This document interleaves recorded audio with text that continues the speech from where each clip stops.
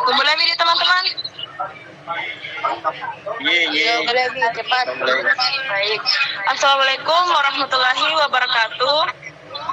Waalaikumsalam warahmatullahi wabarakatuh. Kecil-kecil kalau di situ. Jadi mempresentasikan itu di kelompok 4. Adapun teman-teman anggota saya yang pertama ada Nurul Syafika, Muhammad dan Muhammad Reski, dan saya sendiri Farah Humaira dan selaku sebagai moderator pada presentasi kali ini. Baik, langsung saja untuk mengefisienkan waktu saya serahkan kepada pertama untuk jelaskan materinya. Baik, langsung saja. Kelincahan adalah kemampuan seseorang untuk mengubah unsur-unsur. Baik, selanjutnya yaitu ada kecepatan atau speed, yaitu kemampuan bergerak cepat. Kemampuan seseorang untuk bergerak atau berpindah tempat dalam waktu yang sesingkat mungkin. Kemudian ada keseimbangan atau balance yang menjaga stabilitas tubuh, yang dimana kemampuan ini merupakan kemampuan tubuh untuk mempertahankan posisi tetap stabil baik saat diam maupun saat bergerak. Kemudian yang ketiga ada koordinasi, yang dimana koordinasi ini merupakan kemampuan untuk mengatur dan menghubungkan gerak beberapa bagian tubuh agar bekerja selaras dan tepat dan efisien. Kemudian yang terakhir ada kekuatan otot. Si otot itu merupakan kemampuan otot untuk menghasilkan tenaga atau gaya ketika melakukan suatu gerakan. Baik, saya serahkan kepada pemateri selanjutnya. Baik, faktor-faktor yang mempengaruhi kelincahan. Itu ada kondisi fisik,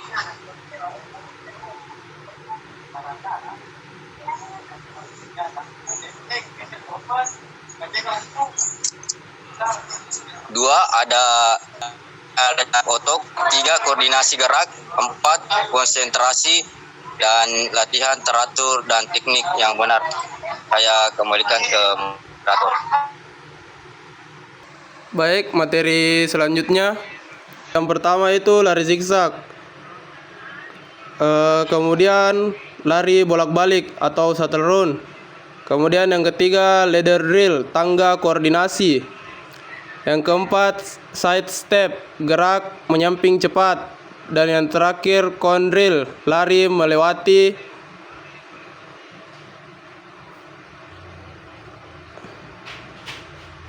hilang Ipika. Lari melewati rintangan kerucut. Baik, materi saya kembalikan ke moderator.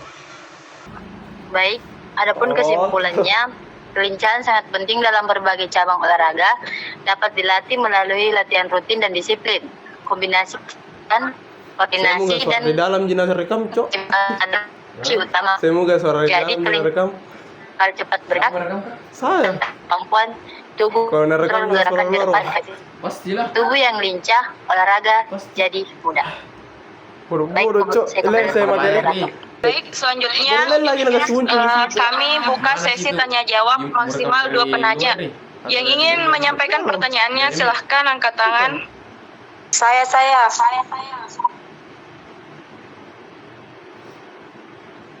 Baik, saya persilahkan kepada Saudari Rania.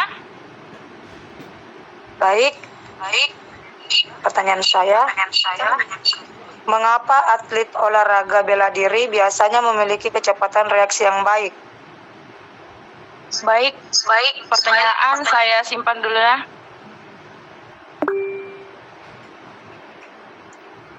Baik, saya persilahkan kepada Saudari Alfia. Terima kasih. Pertanyaan saya yaitu apakah mempengaruhi kecepatan reaksi seseorang? Terus jelaskan mengapa. Baik, kedua pertanyaan 5 dan izinkan kami untuk diskusi untuk menjawabnya.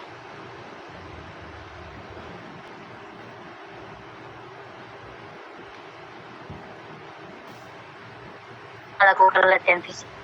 preventif termasuk latihan kecepatan, kekuatan, dan kelincahan. 2. Pengalaman bertanding. Atlet bela diri memiliki pengalaman bertanding yang luas sehingga mereka dapat untuk membaca situasi dan bereaksi yang cepat. 3. Fokus dan konsentrasi. Bela diri untuk fokus dan konsentrasi sehingga mereka dapat memusatkan perhatian pada lawan dan situasi serta bereaksi dengan cepat. 4. Kemampuan neuromuskular. Atlet bela diri memiliki kemampuan neuromuskular yang baik, yaitu kemampuan untuk mengkoordinasikan gerakan otot dan sistem saraf sehingga mereka dapat bereaksi dengan cepat. Bela